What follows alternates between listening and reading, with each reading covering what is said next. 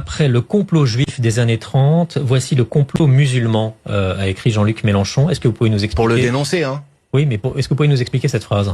C'est très simple. Dans les années 30, et d'ailleurs, y compris, on s'en prenait à des formations politiques en disant, je me rappelle, c'est les expressions qui étaient utilisées, il y a un complot judéo-bolchevique. C'est ce qu'on disait dans les années 30. Bon, aujourd'hui, on dit, il y a de l'islamo-gauchisme. Vous voyez, c'est la même chose. C'est une lecture qui consiste à essayer de faire d'une partie de la population française le bouc émissaire de tous les maux, de toutes les difficultés. C'est une rhétorique qui vise à diviser le peuple, à diviser la population, y compris pour maintenir la domination des puissants.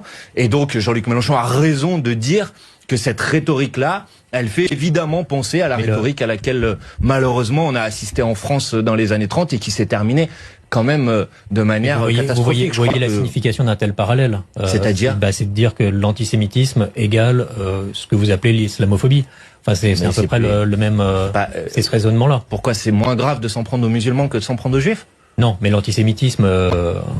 alors on peut à la fois dénoncer l'antisémitisme, je le fais, je dénonce l'antisémitisme, et dénoncer l'islamophobie. Pourquoi vous voulez hiérarchiser l'un par rapport à l'autre? Non, c'est pas hiérarchiser. Évidemment que quand on s'en prend à une personne parce qu'elle est juive, ça doit être condamné de toutes nos forces. Et évidemment, quand on s'en prend à une personne parce qu'elle est musulmane, ça doit être condamné de toutes nos forces. Et c'est pareil quand on s'en prend à quelqu'un, quelle que soit sa religion, sa couleur de peau ou son origine. Pourquoi vous voudriez essayer de me faire croire qu'il y a quelque chose qui serait moins grave que l'autre? La question, c'est la comparaison que vous faites avec l'antisémitisme des années 30, sur lequel on sait sur quoi ça a débouché. Est-ce que aujourd'hui, ce que vous expliquez comme étant de l'islamophobie, on est vraiment sur la même chose? Mais monsieur, pardon, c'est pas ce que j'explique comme de l'islamophobie.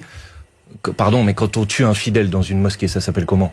Il y a aussi des actes antisémites tous les jours. Mais je n'ai pas dit l'inverse. Mais pourquoi vous voulez essayer d'expliquer que ce serait pas grave de s'en prendre à une personne de confession musulmane parce qu'il y a des actes antisémites de l'autre côté? Mais pourquoi?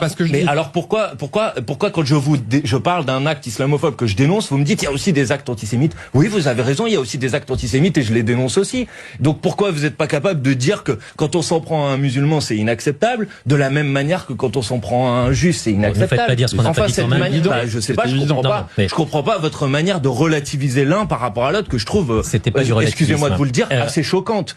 Je pense que quand on est attaché à la République, donc on est attaché au fait que personne en France ne doit être victime de racisme, d'antisémitisme, d'islamophobie et de toutes les formes de discrimination en raison de sa confession religieuse ou de sa couleur de peau. C'était pas du relativisme. Je crois qu'il faut pas relativiser.